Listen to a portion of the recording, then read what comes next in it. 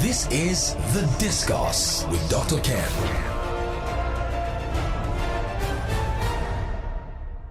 This is The Discourse with Dr. Ken. The topic today is the dynamic dimensions of a woman. And my guest today is Ibikun Omololu. How are you, Ibikun? Fine, thank you, sir. It's such a pleasure to be here. Ibikun is a gender expert and a principal consultant of the Teal company. This is Africa's foremost gender consulting firm. Ibikun has over a decade of experience in banking, specializing in such areas as sales and marketing, treasury management, compliance, and gender banking. Ibikun Omololu has promoted financial inclusion for women across various projects, including EDC, Cherry Blair / Ezon Mobile Foundation, Road to Growth project, and the Flourish Africa Foundation project. She's a certified IMC TMPA trainer and a gifted public speaker. Ibikun is an author. She enjoys traveling, exotic food experiences, and family. Now, this one caught me. Exotic food experiences. What do you mean by that? How do you... Just explain to me, what does that mean, you know? I like trying out new dishes. Okay. That is... interesting to the palate. And yes, with friends. I hang out with friends or with my husband, trying out new things. And oftentimes when we get to travel, I think a beautiful part of culture, because I grew up with diverse cultures, is getting to know more about people as well as the way, as well as their food and what they eat. I consider myself a true Nigerian. I think I've visited about 24 states out of a 36 states. 24? Yes. I love Nigeria. I love the people. I think we're a diverse nation of amazing and interesting people and cultures. So yes, that's basically it. You know, when you talk of dimensions, this is seen as a noun. And then what is the noun around it is the height, the weight, the length, depth of breadth. But as a verb is form or shape, you know. So our topic, dynamic dimensions of a woman, encompasses all of the above. Mm-hmm. How would you, Ibikun, define the dynamic dimensions of a woman in today's context? The dynamic dimensions of woman is it encompasses a multifaceted and evolving identity, and that's because women navigate different roles as professionals, as nurturers, as caregivers, as homemakers, and so many other things. So it's a lot. It's really about finding yourself and not losing yourself while building the capacity to excel in these diverse roles. And so for me, it's encompasses the various roles and characteristics that women may navigate throughout their lives, while still acknowledging their identities, their diversity, their unique skills, and the experiences they gain throughout their lives. A woman is a refined version of a man, if I can borrow the words of Mrs. Adenowo. Yes, she's structurally built and resilient and strong to take up the challenges of life in a way that is totally different from men. At what point do women begin to think seriously about the choice of career? What informs that choice? Now, this differs, and I would say it also depends on your level of upbringing. I'll use myself as an example. I started to take my career more seriously by the time I got to middle level. Now, being a former banker, like I said, it was a male-dominated industry. I really didn't think much about, speaking up for myself. I always told myself, your work would speak for you. And I did I would proudly say that I did very excellent work. But because I wasn't speaking about the things I was doing, or I wasn't even being intentional enough to make sure the right people or the right decision makers who could influence things could see it, I was often overlooked when it comes to decisions or even promotions and all. So I became more serious mid-level by the time I had my kids and I could see the possibilities of what I was doing, and the possibilities were endless. Let's take professions like medicine, architecture, engineering. Some people like to believe that when you say engineering, what comes to first is boy child. Architecture, what comes to mind, boy child. So at what point do girls begin to think, you know what, I'm going to be a doctor, I'm going to be an engineer or an architect, something that traditionally is not preserved for them, quote and unquote? If a child, basically, how do we pick up things? We pick up things from repetition. We would have seen it from our parents. We would have seen it somewhere, or maybe from media or different things. So if a girl lives in a family where our father and her mother are able to live and become what they want to become without any gender norms restricting them. So what am I saying? Her mother is a lawyer who is eloquent. Her mother is an engineer who is doing building things, or even an architect, or her mother is a doctor. She has seen it. It is more easy for her to relate with because she has seen it. She has touched it. She has seen her mother doing that. And if her father is someone who also encourages her that you can be anything you want to be, at that time, she could make up her mind like, this is what I want to be, and find herself. She finds herself earlier, and then she's able to channel herself into what she wants to become. It's also important to also have laws as well as support that helps them, so that by the time they get into a hall, for example, I've had women who tell me that while they were doing engineering, they were probably the second or the only woman in a team of about maybe 100 or 120 men. And it was really difficult because some of the men would be like, this is not a place for you. Why are you here? Yeah. You know, all of this kind of stereotypes. Even the lecturers in the classroom. Even the lecturers, yes, they make sexist jokes and remarks, you know, to dissuade them and discourage them. But then they forge on ahead, and then you hear the men saying, "You're a man. You are strong like a man," almost like disregarding our feminine gifting, regardless of the fact that she's actually there and she's able to do it. So I think it's being able to, you know, challenge a lot of these norms in a way that is qualitative and that brings about real and tangible impact. Can you provide an overview of the various roles and aspects that make up these dynamic dimensions? I know you've touched it, you know, here and there. But you know, is it culture by culture, or is it stronger in some culture? And the good thing is that you've moved around Nigeria, both as a teenager and as a young adult, you know. So are there cultures that are stronger in this context than the others in Nigeria? Fantastic question. So women roles vary globally. It is context driven. It is culture driven. It is location driven. And these roles, let me backpedal a bit. If we go back in time, we had women, you know, who were doing fantastic things in various roles. I will talk about Emoton of the Benin Kingdom, who was just a normal trader, but started the first level of informal creches for traders who would come into the market to buy and sell things, but would put their children in our hut. I would talk about Queen Amina, who led her people into war despite being a woman, but she was given a chance to rule. She was given a chance to be a leader. I will talk about Queen Idia. I will talk about Moremi. Women had actually been given chances to be leaders and to come out in different spheres. They may not necessarily have been ruling because Emoton was a trader. Some of them were from ruling classes, but some of them were mothers. Idia was a mother. She was a mother of King Esige, and she played a phenomenal role in his reign at the time. So I would say that the roles are diverse, and it depends on the culture. There are some cultures who put women ahead and say, hey, we want you to, you know, do this, and they are able to thrive and lead in that role. There are some cultures that are not as supportive but still recognize the fact that we need women. There are some cultures that totally, you know, deprive women and you know, puts them down. And I dare say that when you see cultures like that, they don't progress that much, and you can check it. Go and look at anywhere where women are stifled or put down. I will check. They really do not progress as much. So I would say that this roles. I should go and verify. I would say based on the culture and the context in modern day now, you've seen more women represented in leadership position globally. In Nigeria, we have the likes of Madam Ransom Kuti, late Madam Ransom Kuti.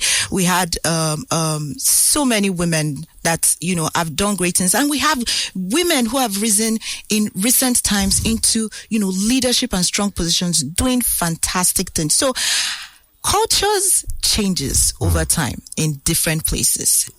And this is what the gender equality, you know, SDG goal is trying to adapt, that we bring in meaningful changes that would actually help accelerate the progress of women in different cultures. In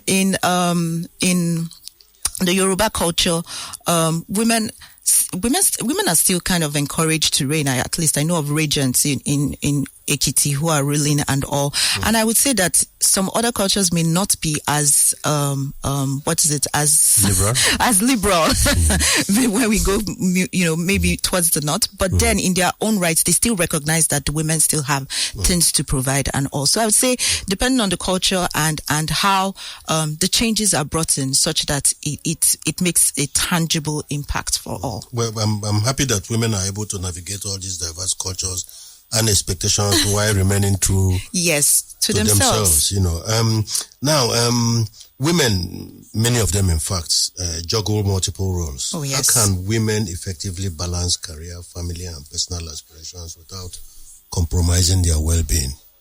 You get the question, you know? Yes, I do get the question. You know, how do they balance all that without compromising their well-being? Because, this is something that confronts us every day. Watching from outside, you see women juggling multiple roles across career, family, and personal aspirations. But how do they keep doing that without compromising their well-being?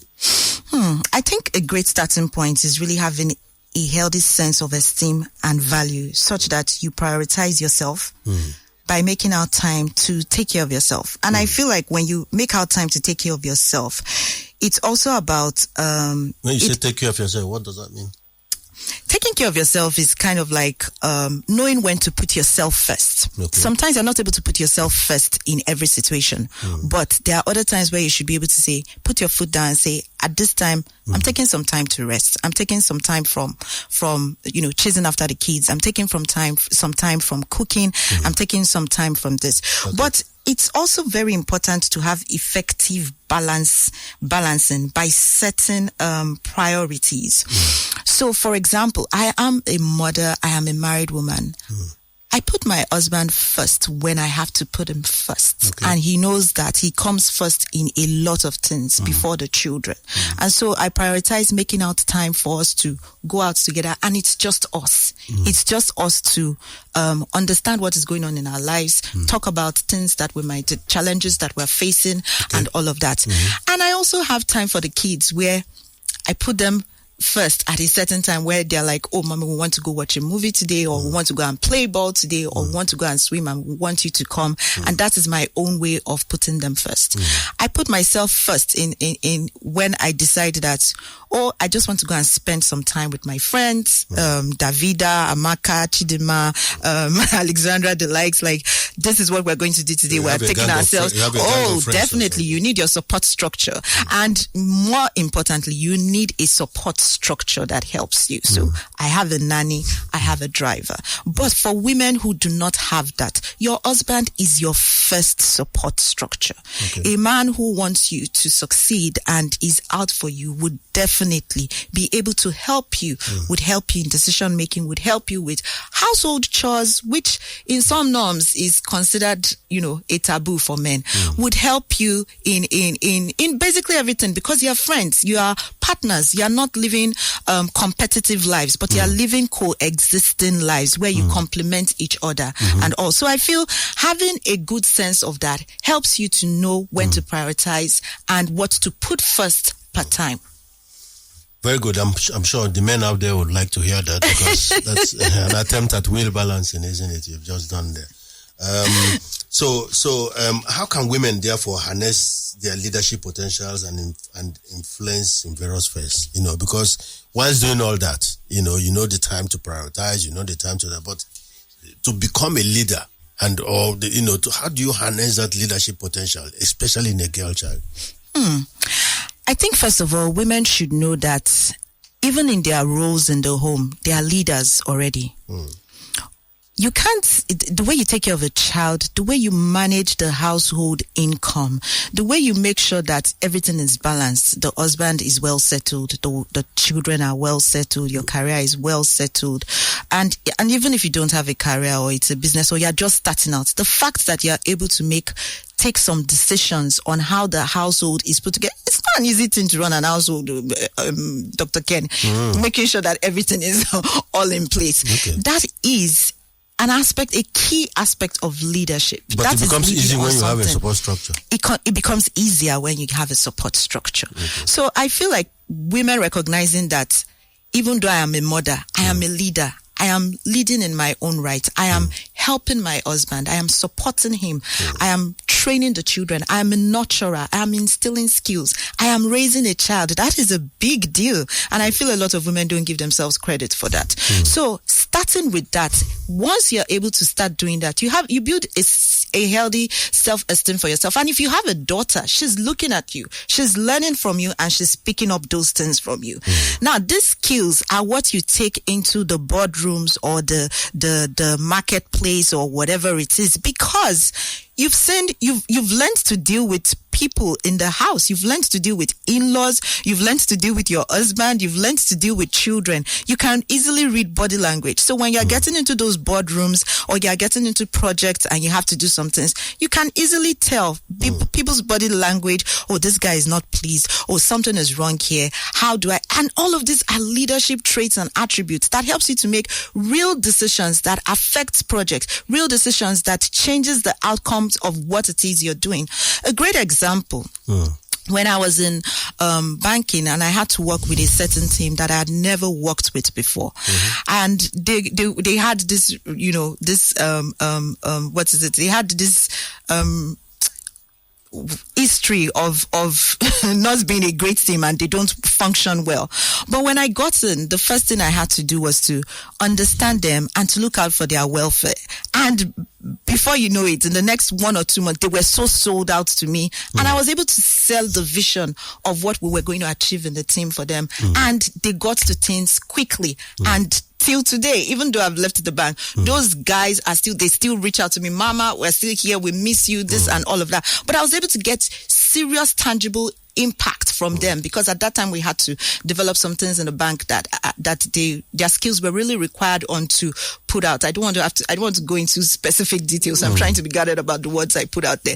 But those things really helped. And those are the things that help when it comes to decision making, where you do not necessarily have to fight people. There are times for confrontation, but you are doing it in a way that is it's tactful, it's tactical, it has strategy, because you know how people are going to react. You know what's going on with them. You want to find out what's your stake in this.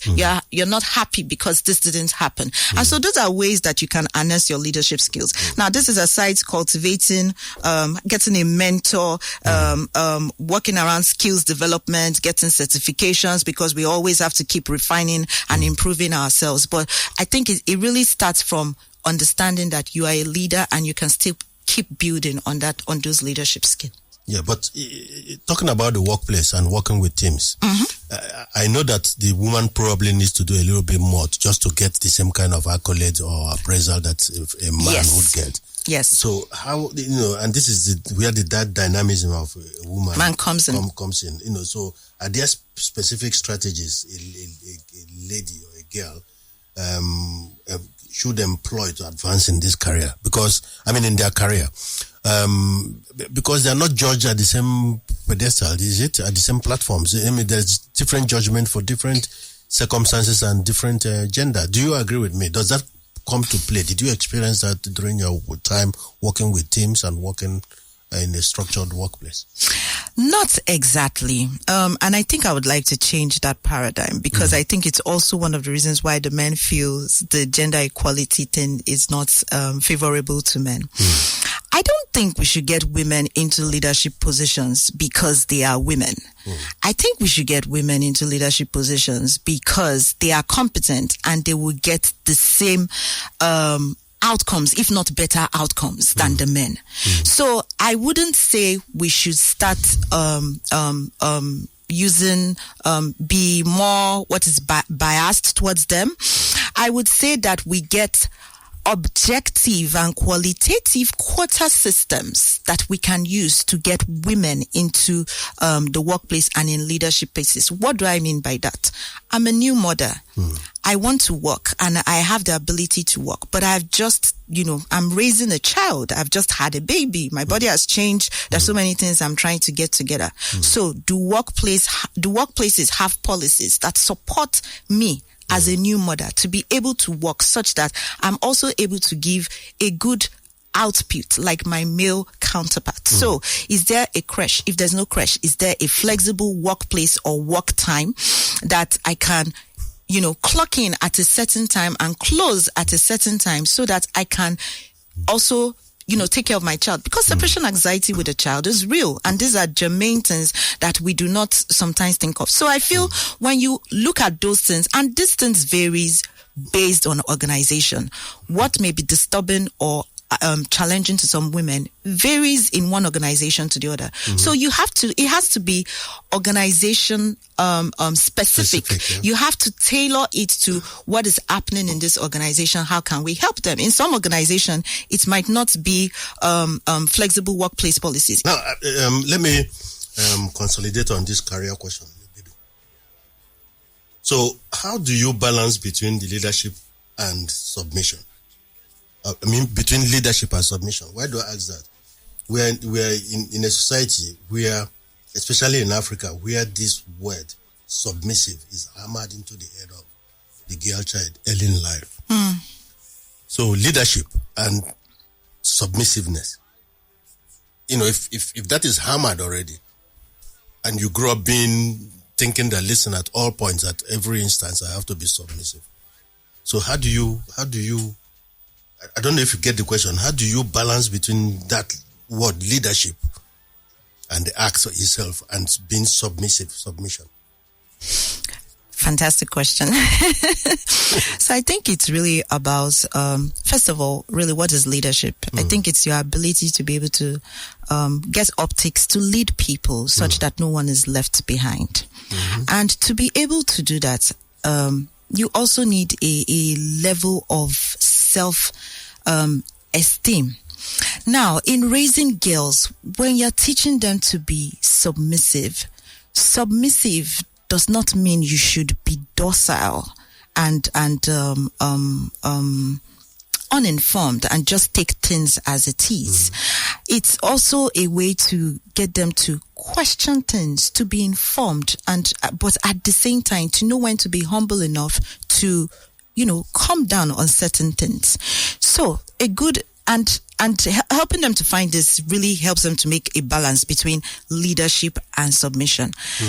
And I'll use myself as an example. I am a woman who has not allowed society to stop her from being who she is. And in some spaces, I am considered a power woman. In some spaces, I am considered a very intellectual, knowledgeable woman. At the same time, I am married. I am still submissive to my husband. There are times when But does he feel the power? Oh, yes, he does feel the power because I ascribe to him. a meeting from you. Yes, I ascribe to him the things. As a matter of fact, I wouldn't be here doing this if my husband has not allowed me to be here. Okay. So, and I'm super, each time I get things like this, like when I even got the invite for this, I shared it with him. I'm like, hey, your wife is going here. And it's like, okay, let's do this and all. So he knows that the fact that I'm out there or I'm doing things does not mean that the power has been ceded from him. I am still super submissive to him. I'm able to let him know that, oh yes, you're still the king of this house. You're still the one I choose to, respect. You're still the one I submit to and all of that. And it really comes from a fine line of helping women to know what submission is. And so I would say, even from a tender age, we should start helping girls to know that submission is also not you taking abuse, verbal or physical in any way. Submission is also learning about boundaries, such that if this has happened once, 2, by the 3rd time, you know where to cut off things. So it's really about striking that balance. Like, this is leadership, this is submission. This is what submission is not. So do not do this. Submission is not that you will keep staying with a man who is physically abusing you. That is not submission. That's abuse. Okay, so that's the balance. I'll have to find that fine balance. Now, let me go to family and home. Can you speak, and very quickly, can you speak to how obligations in the home are to be handled? What do I mean? Is it the role of a successful woman to pick up bills, for example? This is a very controversial one. And I would start from saying that the dynamics of the home has changed. Back in the days, it was normal for us to see our fathers, taking up things, and then the woman, it looks like maybe she's not doing it. As a matter of fact, I have a bit of research to show that there were women who were taking up those bills at that time, but making it look like it was their husbands who were taking up those bills. So, but the dynamics has changed. And I think for everybody... What has changed? Now the women take the bills and make it obvious that they take the bills. So, Dr. Ken... Is that what has changed? No, that's not what has changed. Okay. Dr. Ken, it's difficult for a single household to thrive on just one income in Nigeria there should be now. Different, just like a company, different revenue streams, isn't it? There has to be different revenue streams. However, I feel if a woman is earning more than a man, or she has the ability to become the major decision maker or financial income earner per se, I don't think it should. It does not make the man the adjective now. No. And she becomes a noun. Yes. And I think it's also a bit about what we've learned about money. Do you actually have money to oppress the people around you or to help and to be a blessing around you? Okay. So even if you are earning beyond your husband, are you rubbing it in his face and spiting him and oppressing others because you have money? Because that's not the essence of having money. The fact that you're able to take up bills is a privilege. It's the fact that you're able to make things work. And as a family unit, you're supposed to do that together. Now, I'm not saying even men don't oppress their wives with this, but I'm just saying we all need to get it right in terms of when you have money and you earn, it's not a competition. Okay. That's good. Now, there's a message. By the way, you have another fan who is saying that, yes, you can. He's saying my wife is better at multitasking for sure. You see? So I'm a fan of Ibikun because the guys went for that to say, honestly, I'm very regimented in my way, and I allow her to do all the things. Oh. So now there's another message from Reno. I don't know which of the Renos it is. It says the fastest route to poverty is marrying a woman who believes her family is also your personal responsibility. Your take on this, please. I think it's very important to be able to put boundaries, especially when you're starting a family. So if you're starting a family, I mean, that's enough pressure that you're starting a family. And then if a child comes into it, it's a whole lot more. Now, to think that you're going to put in more people at that time, why not just give yourself a break and get your feet together, get yourself together first as a family before you say you want to start doing things for others. It doesn't mean when you have extra to give, you can't actually do some things for them. But to take it all on, I feel like life is like a project. You break it up in bits and concise parts that make sense. So I would really advise that his wife they should have a talk, sit down together and see how best they can do that without necessarily taking up more obligation. So another question is that, do you believe that even as much as we want gender equality, there are some jobs that are better suited for men? Oh, definitely. I never argue. See, let's get this right. The gender equality is not that we want all men and women to be equal. I would be very unrealistic to tell you that our makeup is different. There are some things I can't carry in the house. I have to call my husband. Please come and carry it. That's different. So once it comes to weight, the jobs that require people carrying things, it's for men, isn't it? Not necessarily. There are some jobs that are more suited really for men than for women. Okay. And there are some jobs that are more suited for women than for men. A man cannot carry a child to full term. Is that a job? That's it. Oh dear, the care economy is a job. It's a full-time job. When you think about how a woman, yes, it is. When you think about how a woman is running around to take care of a child or to take care of an aged parent, there are nurses who do this in the hospitals. They are paid full-time for it. Okay. Your wife is not being paid for it, but she's doing it. So that's a full-time job. Okay. And if those things are not done, you can't move forward. If your child is in danger, you can't move forward. How do women handle the apparent or perceived disrespect from the male artisans, domestic staff, which stems from cultural practices such that women, unmarried especially, look inferior in their eyes to the male gender? Do you understand, or do yes, I take the question? Yes, I do understand, and I feel like this is. But is that a reality? Does that happen? Yes, it is. It is something that comes from artisans, domestic staff, and so on and so forth. It doesn't even stop at artisans and domestic staff alone. I would say that this disrespect goes even into some of the most organized workplaces where this is a form of harassment. It's a form of gender-based violence where you are harassing or bullying and doing all of that, and it comes from the most we can do is just orientation, changing the gender norms, a tactical one that has to, because these are artisans, they are the bottom of the pyramid, the lowest form. So you have to be able to reach people who can reach them, community leaders, religious leaders, and all of them, where there's intensive orientation about how to speak to people and about how not to speak to people, because really these are harassment, these are ways that women are being harassed. And great. Okay, so it's a reality. I didn't realize it is that a reality. Hell hath no fury like a woman's scorn. Oh, yes. What the hell does this mean? I love it. I said, I thought to myself, I'll reserve this question because maybe you are in a better position. Hell hath no fury like a woman's scorn. What the hell does this mean? It means that you should behave yourself such that you don't get into trouble with a woman. See, women are powerful. Women are powerful. I mean, even the Bible says that if you don't treat your wife right, your prayers will not be answered. Now you get to a point where you actually provoke this woman. Hell had no fury that a woman let loose. You will see hell. She's going to make your life a living hell. Yeah. So you don't want to do anything to bring out that devil. But there's a window you could jump out and run away. Oh, okay. You could run away for that day, but then you never can tell what run forever. Leave everything behind. You think it's forever?